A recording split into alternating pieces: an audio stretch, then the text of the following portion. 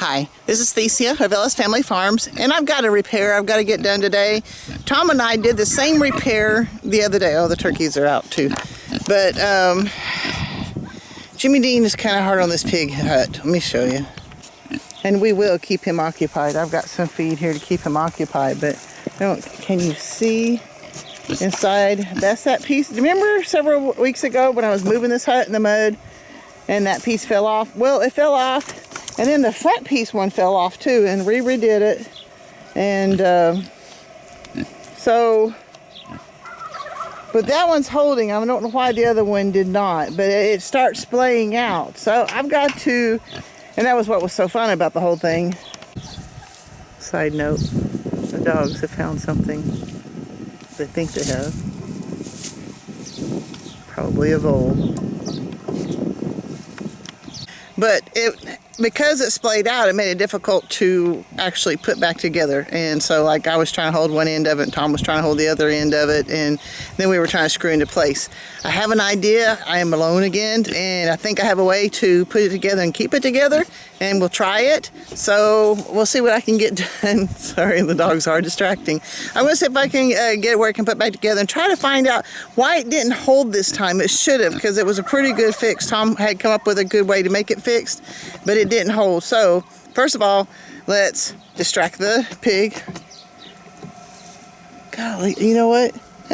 Whatever it is they were after, I think it just ran right past me. How funny. Even Jimmy Dean's wondering, what in the world are they doing? Let me hold this down first.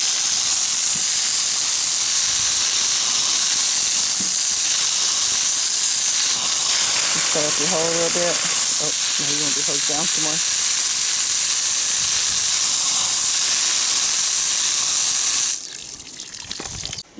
And look at these two. I think they'd like to be fresh sprayed down too. How about muddy hut? Pig. Yes, Daisy is a hog. She tries to take all the food. She takes all the mud.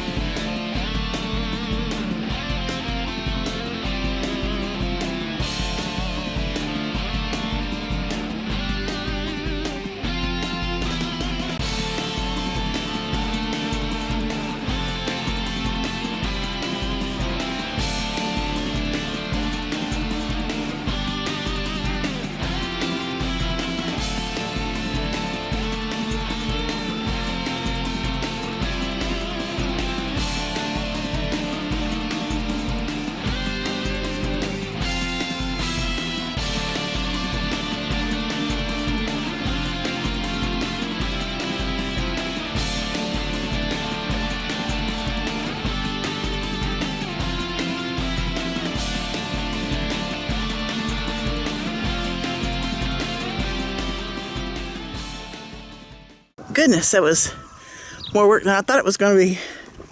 It did feel pretty solid once I finally got it into place. We'll see how long it lasts.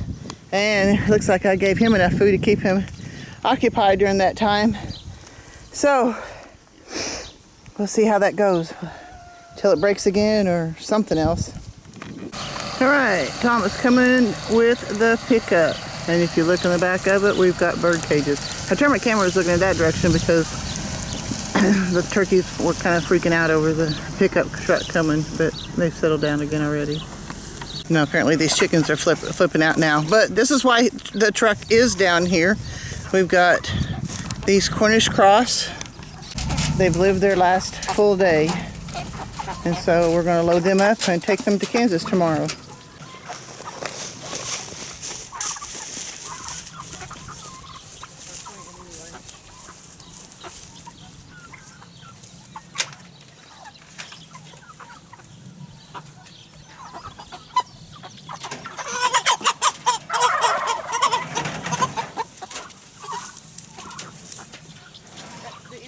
Door, I'll open up for you right there. I couldn't get it open.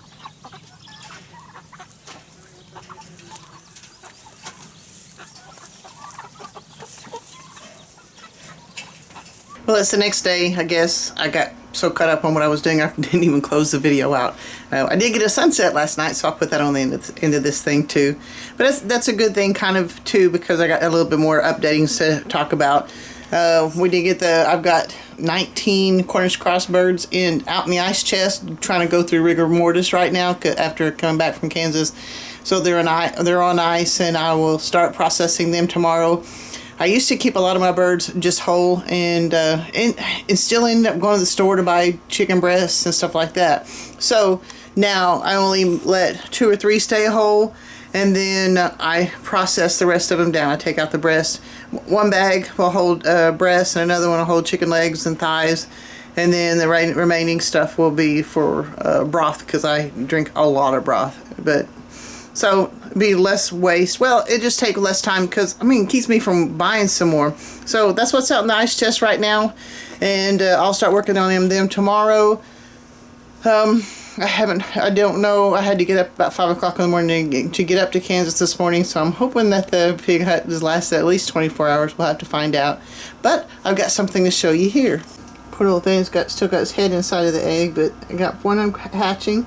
It's kind of funny because they started pipping yesterday, and that first full 24 hours I've noticed with ducks, it just takes them a long time, and then all of a sudden they start popping out.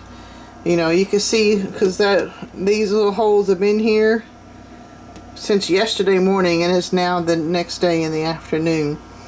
So I didn't have nearly as much of a hatch rate. Well, I don't know what my hatch rate's going to be, but you know how you candle the eggs like once a week or something. I had several eggs that were just either not fertilized or just weren't going to make it.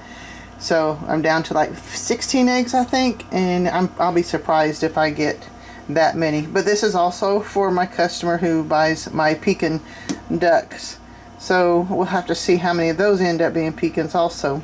So that's gonna be another batch of birds that I will not be keeping, and I'm glad, because you saw me when I was loading up the Cornish crosses. I still got 3 of the blue slate turkeys. So I think tomorrow, because I got stuff going on tonight too, so tomorrow I think I'm going to rearrange that one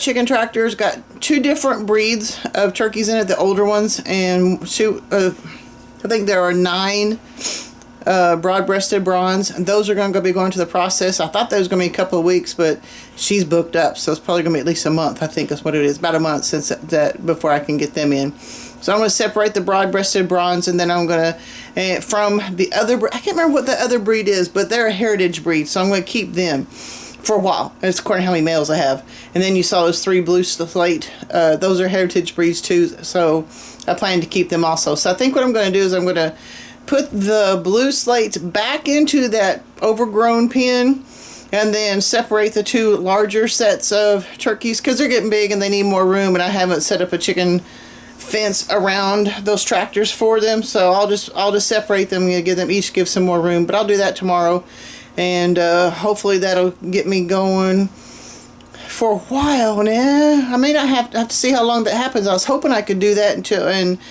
I was hoping that in a couple of weeks I could get the Cornish cross or the broad-breasted to the processor, and then move the Cornish cross out to one of those chicken tractors, but that's not going to work. So I guess I'm going to think about it and figure out what I'm going to do. So it's always something, but If you like this kind of thing, go ahead and hit like and subscribe and hit the notification bell. And also, if you look down at the show notes, whatever you call them, down below, you'll see that I do have another channel. All it is I put a camera in one of the pens. Either it's with the pigs as they wander around in their property, or well, their little paddocks, or ducklings that are in the brooder, or well, and I had one I put out there with when the other birds were younger in the overgrown pen. So I'm not talking, there's nothing going on, all you're doing is watching animals, so it's kind of soothing. Well, and then especially since it is just animals, every once in a while one will do something and it's kind of surprising. Like one of my early ones, when they were in the big brooder, the little the smaller turkey poults, the ones that are big now, were chasing ants, and so it was pretty cool. So, like I said, it's different. It's definitely a different type of thing. Go ahead and check it out. You'll see those down at the bottom of the show notes, a link to that. So, I'm hoping that you don't end up having to crawl around your hands and knees on a pig pen fixing a pig hut because you didn't build it right the first time. I don't know what the deal was, but I'm kind of curious. I need to find a different way to do that. I mean, those bigger metal ones that you can buy at the store, they're very nice, but they start at like $550 for just a little one that's like 6-8 foot long. And it's a lot of money, and I can build the pig hut for $150, but if it's not going to hold together, what good is it going to do me? So I don't know. I'm going to have to think about it. I got work to do on that area. Back to what I was going to say. I hope you're not having to get hot out, crawling around hands and knees in a pig pen trying to fix a pig hut. But find something you do want to do, and live, guys. Live until you die. This is all we got. So enjoy your life. Do what you can do. God bless. See you next time. I'm back. Oh, I'm in so much trouble. When I'm sitting there doing the closing out of the video, my phone vibrated, and I just got a notification that the shipment of chicks that I thought was coming this week that showed up last week apparently was 2 different hatcheries. So I've got 15 more Cornish cross chicks coming in a couple of days. Oh no. Oh, Tom's gonna shoot me. Hey, we do need we need the meat. But oh my goodness, my timing really stinks. God bless, guys. I'll see you next time.